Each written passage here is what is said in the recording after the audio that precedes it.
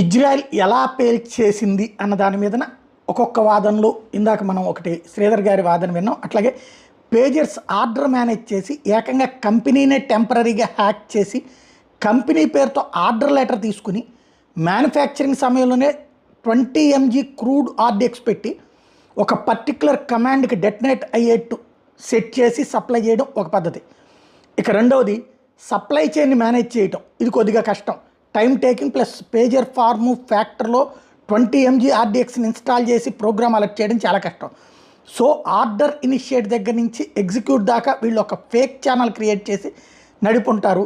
మొసాద్కి సాధ్యంగా ఏమీ లేదు, వాళ్ళు ఏదైనా చేయగలరు. 1996లో మేము కూడా పేజీలు వాడిన వాళ్ళమే. అప్పుడు కూడా ఎవరైనా సరే దాన్ని బెల్ట్కి పెట్టుకోవడం అలవాటు. మా అదృష్టం పేజీలు పేర్లేదు, పేలితే జనరేటర్స్ ఉంటాయి. ఇప్పటికీ జపాన్, యుఎస్ఏ, బ్రెజిల్ లాంటి దేశాల్లో పేజర్లు వాడకముందని చెప్తున్నారు. ఈ పేజర్లకు సంబంధించి ఈ అంశం